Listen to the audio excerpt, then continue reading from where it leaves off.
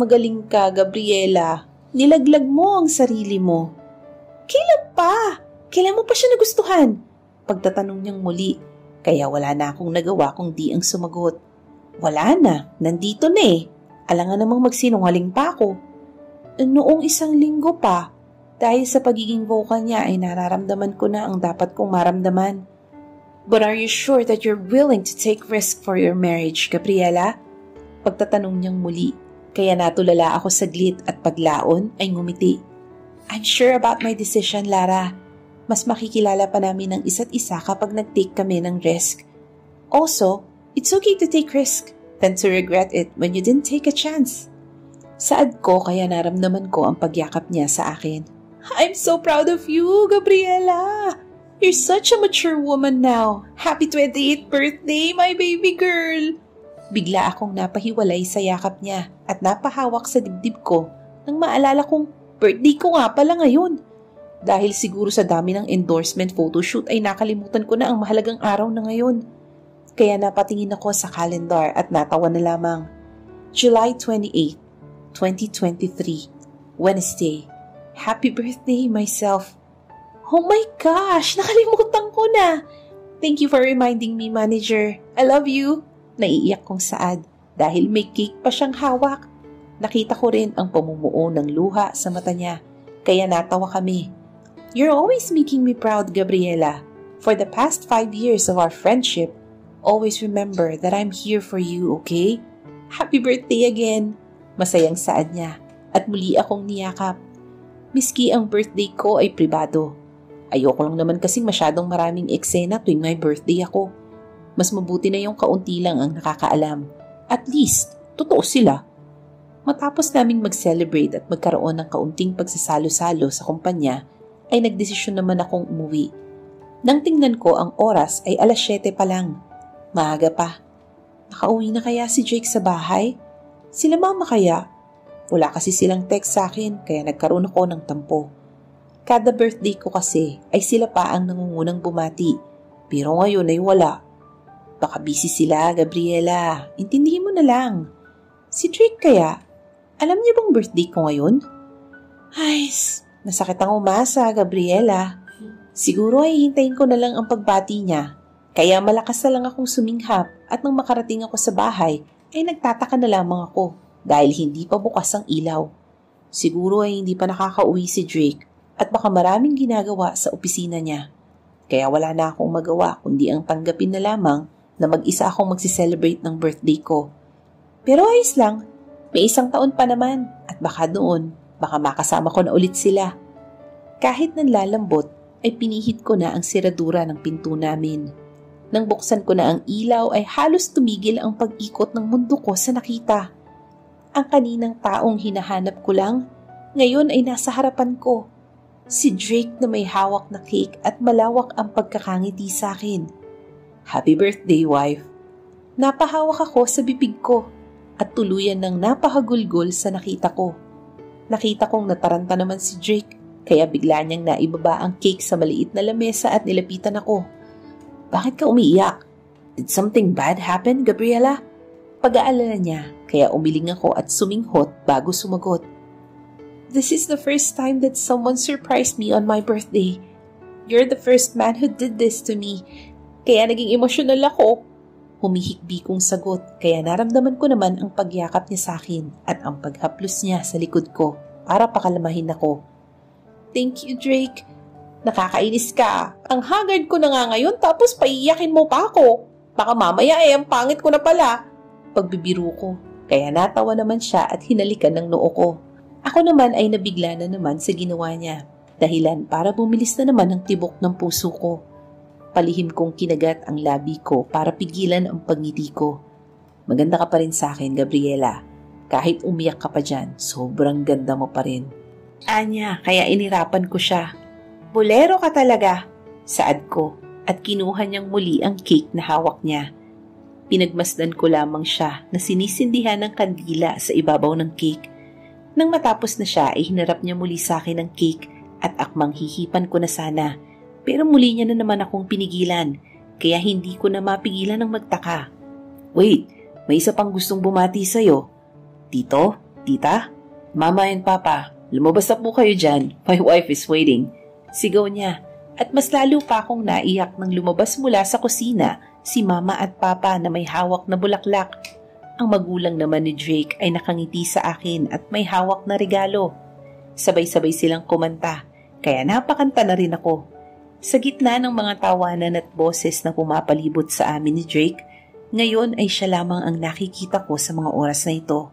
His smile, his laugh, everything about him is admirable. At sa mga oras na to, alam ko nang delikado na ang puso ko. Delikadong delikado na. Happy birthday, Gabriela! Everyone shouted, kaya ngumiti ako at pinikit ang mga mata ko para humiling. Pagkatapos humiling ay hinipan ko na ang kandila at diretso kong niyakap si Mama. Happy birthday to my beautiful model in the whole wide world! Pagbati niya, kaya mas lalo ko pa siyang niyakap ng mahigpit dahil isang buwan ko na rin siyang hindi nakikita. Akala ko nakalimutan niyo na ang birthday ko pero hindi pala. Thank you for coming, Mama and Papa. Naiiyak ko namang saad at si Papa naman ang sunod kong niyakap. Naramdaman ko naman ang paghalik niya sa noo ko. Happy birthday, my Gabriela. Bati niya, kaya ngumiti ako sa kanya at kinawit naman ni Mama ang braso niya sa akin at nagpunta sa kusina. Drake is so sweet, Gabriela. Siya pa mismo ang nakaisip ng surprise nito. Ang sabi niya kasi ay namimiss mo na kami. And exactly, it's your birthday today. Pagkukwento ni Mama nang makaupo kami. Kaya gulat naman akong napatingin sa kanya at muling nagtanong, saan niya kayo kinausap, Ma? Sa bahay. Pumunta siya kahapon. Grabing effort nga ang ginawa niya. Talagang pinuntahan pa kami para imbitahan sa birthday mo. You're lucky to have him, anak. Kinikilig na saad ni Mama. Kaya hindi ko na mapigilan ang ngumiti at sumilip kay Drake na ngayon ay nakikipagkwentuhan muna kay Papa at kila Tita at Tito. Yeah, ang swerte ko nga po sa kanya. This is the first time when a man surprised me with this kind of stuff, and I'll never forget that first man will be Drake, Mama. Mahal mo na ba si Drake? O gusto mo na siya? Natigilan ako sa naging tanong ni Mama. Nang tingnan ko siya, ay hinihintay niya ang sagot ko. Kaya huminga muna ako ng malalim bago umamin. I like him, Mama. Hindi mahirap magustuhan si Drake. At natatakot na po ako sa oras na mas lalo pa pong lumalim ang nararamdaman ko po sa kanya. Pag-amin ko, at nakita ko namang sumilay ang maliit na ngiti sa labi niya. Talaga na ang anak ko! May nagugustuhan ng lalaki sa buhay niya. Hindi mo kailangang matakot na baka hindi ka saluhin ni Drake. Matakot ka dahil hindi ka umamin sa kanya. Go take risks! Malay mo naman ay pareho pala kayo ng nararamdaman. Payo niya. Kaya malakas akong bumuntong hininga. Mama, siguro po sa ngayon ay itatago ko po muna sa kanya ang nararamdaman ko. Kailangan ko po munang siguraduhin na wala pong third party or whatever. Ayoko lang pong masaktan sa bandang huli kapag umamin na po ako sa kanya. Pagsagot ko, kaya hinawakan niya ang kamay ko at mahina itong pinisil na ikinakalma ko naman. Ang seryoso yata ng pinag-uusapan niyo. Singit ni Papa at umupo sa katapat kong upuan katabi ni Mama. Ganon din ang ginawa ni Tito at Tita kaya nginitian ko sila. Naramdaman ko na rin ang pag-upo ni Drake at ang paghawak niya sa bewang ko, dahilan para lingunin ko siya. Pinag-uusapan lang namin kung ano ang nangyayari sa relasyon nilang dalawa ni Drake, anas ni Mama, kaya hindi ko maiwasang panlakihan siya ng mata. Baka mamaya ay ilaglag niya ako na may gusto ako kay Drake. Mahirap na. Oo nga ano. So, anong status na ninyong dalawa? Is there any improvement? Kung wala ay paghihiwalay na namin kayo. Pagbibiro naman ni Tito, kaya naramdaman kong biglang humigpit ang pagkakahawak ni Drake sa bewang ko. Nang tingnan ko siya ay nandidilim ang mukha nito at umiigting ang kanyang panga. Pa, ramdam ko ang pagtitimpi sa boses ni Drake nang tawagin niya si Tito, kaya ngumisi lamang ang ama niya at nakipagtagisan ng titig. Naging tensyonado kaming lahat dahil sa mag-ama. Nakita ko namang hinawakan ni Tita ang kamay ni Tito at ganun na rin ako kay Drake, dahilan para mapatingin siya sa akin at biglang lumambot ang mukha niya. Both of us are taking a risk po, Tito, Tita. Kaya wala po kayong dapat alalahanin. Parehas po naming napag-usapan po ito ni Drake. Ako na ang sumagot, kaya lumawak ang ngiti sa akin ni Tito. Si Tita naman ay napatango pa na tila kinikilig sa nalaman. Mama at Papa na lang ang itawag mo sa amin, Gabriela. Parte ka na rin ng pamilya ko. Saad naman ni Tito, kaya napatango naman ako at nakaramdam ako ng hiya. Nang tingnan ko ang magulang ko ay pareho na silang nakangiti sa akin at kitang-kita ko kung gaano sila kasaya sa akin. Bagay na bagay talaga kayong dalawa. Hindi ko akalain na si Gabriela pala ang maikakasal kay Drake. So, kailan niya babalak magka-baby? Biglang tanong ni Mama habang kumakain kaming lahat. Kaya sabay kaming napaubo ni Drake. Nakita kong kumuha naman siya ng tubig at sa akin muna binigay bago siya kumuha ng sa kanya. Matapos kong uminom ay sinaway ko naman si Mama na ngayon ay tuwang-tuwa. Mama naman, dahan-dahan naman po. Pagsaway ko sa kanya na sinundan naman ng Mama ni Drake. Oo nga naman, para naman meron na kaming apo. Tumatanda na kaming lahat. Segunda mano naman niya, kaya naramdaman ko ang pagpula ng pisngi ko. Nang tingnan ko ang katabi ko ay namumula na rin ang tenga niya. Ibibigay rin namin yan, Ma, kapag handa na ang asawa ko. Sa ngayon ay kinikinala po namin ang isa't isa. I respect Gabriela and her decisions. Don't pressure us. Sagot niya, dahilan para manahimik kaming lahat. Ako naman ay nakatingin lamang sa kanya dahil sa sinabi niya. Sobrang laki ng respeto niya sa akin. Kung ang ibang lalaki ay hindi agad papayag kapag hindi mo pinagbigyan, pero si Drake ay talagang hihintayin niya ang maging handa ako pagdating sa ganung bagay. Thank you for respecting my daughter, Drake. Hindi nga ako nagkamali na sa'yo ko ipakasal ang anak ko. Mas lalong tumaas ang respeto ko sa'yo. Pinalaki ka ngang mabuti ng mga magulang mo. Mahabang litanya ni Papa, kaya hindi ko maiwasang maiyak. Anak nga kita, Drake. Dahil sa sinabi ni Papa ni Drake, ay nagtawanan kaming lahat. Naramdaman ko na lamang ang paghawak ni Drake sa kamay ko na nakalagay sa hita ko. Nang tingnan ko siya ay nakangiti na siya sa akin at may kakaiba sa mga mata niya na tumitig ako dun. Hindi ko mabasa, masyadong malalim. Thank you, Drake. I mouthed to him. Kaya hindi agad ako nakapag-react ng halikan niya ang noo ko sa harapan ng mga magulang namin. Dahil sa ginawa niyang yun, ay napuno ng asaran ang hapagkainan. Thank you for making my son happy, Gabriela. Ang swerte niya sa'yo. This is the first time I saw him truly happy. Kaya salamat. Sana mag-work ang relationship niyong dalawa. Bagay na bagay talaga kayo. Saad ng Mama ni Drake habang nakayakap sa braso ko, kaya napatango naman ako. Pauwi na sila, kaya nandito kami sa garahe para ihatid sila. Nauna kami ni Mama dahil may sasabihin daw siya sa akin at hindi ko naman akalaing ito pala yun. I'm the one who's lucky to have your son, Mama. Kahit minsan ang seryoso niya at misteryoso, ay hindi siya nagkamaling irespeto ako at alagaan. Mukhang ako po yata ang dapat magpasalamat sa inyo. Pag-amin ko, kaya umalis siya sa pagkakayakap sa akin at hinawakan naman ang dalawa kong kamay. Please don't leave him, Gabriela. My son deserves what he is getting right now. Matagal niya ng pangarap ito. Alam kong nahihirapan kayo sa sitwasyon niyong dalawa dahil kailangan niyong mag-ingat. Pero laging ninyong iintindihin ang isa't isa. Ngayon ko lang nakitang naging masaya ang Drake ko. Opo, Mama.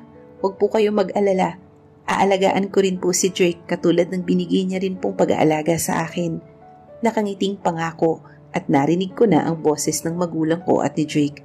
Ingat sa pagdadrive pa. I-text niyo ko kapag nakauwi na kayo. Rinig kong habilin ni Drake kaya sinalubong ko sila at nilapitan naman ang magulang ko. Ingat sa pagdadrive, Papa. Call me kapag nakauwi na rin kayo, okay? Paninigurado ko, kaya pareho ko silang niyakap. O siya, sige na. Kami aalis na para makapagpahinga na rin ng lahat. Happy birthday ulit, anak. Muling saad ng Papa ni Drake, kaya ngumiti na lamang ako at kumaway na. Nang makasakay na sila sa sasakyan nila, ay umakbay naman si Drake sa akin at sabay naming tinanaw ang papalayong kotse ng mga magulang namin. Nang tuluyan na silang umalis ay naghari ang katahimikan sa aming dalawa ni Drake. Kaya ang ginawa ko ay tumingin ako sa kanya at ako na ang bumasag ng katahimikan. Thank you, Drake. This became a special day of my life because of you. Nakangiti kong saad kaya hinaplos naman niya ang mukha ko at ngumiti rin sa akin ng matamis. Drake, huwag kang ganyan. Baka tuluyan na akong mahulog. You're happy because of me? Naninigurado niyang tanong. Kaya ngumiti ulit ako at hindi ko na mapigilan ang yakapin siya dahil sa sayang nararamdaman ko. Yes, thank you so much, Drake. You're the first man who did this kind of stuff to me. Kaya iti-treasure ko ito ng sobra. Emosyonal ko pang pag-amin, kaya naramdaman kong yumakap na rin siya. Good to know that I'm the first man who did this to you. Let's sleep now, wife. Alam kong may pasok ka pa bukas. Pagyaya niya at nakayakap pa rin akong pumasok sa loob ng bahay. Drake, nagkaroon ka na ba ng ex? Bigla kong tanong nang mahiga na kami sa kama. Naramdaman ko naman ang paggalaw ni Drake at nasa tabi ko na siya. Inangat niya ang ulo ko at pinahayga ito sa dibdib niya. Yumakap naman ang isang kamay niya sa bewang ko at naramdaman kong sinuklay niya ang buhok ko gamit ang kamay niya. Nagkaroon ako 5 years ago. Pag-amin niya, kaya tuluyan na akong napatingin sa kanya at nagpatuloy siya. Pero hindi ko siya matatawag na pagmamahal. Pinwersa niya lang ako dahil gusto niyang pagsilosin ng kaibigan ko. Nayaan ko. Kahit paalisin ko ay ayaw niya, di hinayaan ko. Hanggang sa nahulog na siya sa akin. Pero ako ay wala akong nararamdaman. Dahil 1 taon na rin akong nagtiis ay hiniwalayan ko siya. Galit na galit siya sa akin. Bakit hindi ko raw siya magawang mahalin? Samantalang siya raw ay ginawa ang lahat para mahalin ko lang siya. Nung mga oras na yun, alam kong sa sarili kong mahal niya ako. Pero wala. Hindi ko talaga nakikita ang sarili kong siya ang mamahalin ko. Anong sabi niya nung mga oras na yun? Pang-uusisa ko pa. Kaya tumawa muna siya bago ako sagutin. Nag-iskandalo siya. At basta na lamang umalis sa harapan ko. Pagkatapos nun, wala na. Hindi na nagparamdam ang ex ko. Tapos niya sa kanyang sinasabi. Kaya napatango na lamang ako at nanahimik. Pinakiramdaman ko ang sarili ko kung may nararamdaman ba akong kakaiba. Pero wala naman. Siguro ay alam kong sa sarili kong may nauna sa akin. Pero ang ending ay sa akin pa rin bumagsak si Jake. Sa'yo nga ba talaga babagsak si Jake, Gabriela? Paano kung bumalik ang ex niya? Sa tingin mo ay walang mararamdaman si Drake kahit may nakaraan sila? Bakit ang tahimik mo? May nasabi ba akong mali? Baka sa boses niya ang pag-aalala, kaya pilit akong ngumiti at umiling. Wala, gusto ko lang malaman kung anong pangalan niya. Maganda ba siya? Mabait? Sexy rin ba siya? Sunod-sunod kong tanong at umiwas ako ng tingin at palihim na kinagat ang labi ko. Gusto ko tuloy batukan ng sarili ko. Dahil kung ano-ano ang pinagtatatanong ko sa kanya, baka mamaya ay inaakala niyang nagsiselos ako. Hindi ba pwedeng naging curious lang ako sa naging ex niya? Look at me, Gabriela. Pagpupumlit niya, kaya lakas loob ulit akong tumingin sa kanya. Hinaplos naman niya ang pisngi ko, kaya napapikit ako. Her name is Colleen. Yes, she's beautiful. But you're the most beautiful woman that I met, wife. Masigit ka pa sa kanya. So don't be insecure about her. You're more than her, Gabriela. You're a gem. Just like your name. You're the star of the whole world. Malambing niyang saad, dahilan para mapanguso ako. Nagtanong lang naman ako, pero bakit ganun agad ang paliwanag niya? Masyadong nakaka-overwhelm. Masyadong pinabibilis ang tibok ng puso ko. Can I kiss you? Mahinahong tanong ni Drake at sa kauna-unahang pagkakataon, ay wala akong pag-aalinlangan na sumagot. Naramdaman ko na lamang ang malambot niyang labi sa labi ko. Nilapat niya lang ito at mabilis naman niya itong inalis at muling hinawakan ang pisngi ko. Nang buksan ko ang mga mata ko, ay kitang-kita ko ang saya sa mga mata niya, kaya napangiti na rin ako. Paano kung bumalik siya? Babalikan mo ba? Pagtatanong ko, kaya mabilis siyang umiling. Wife, she's my ex now. You're my future now. So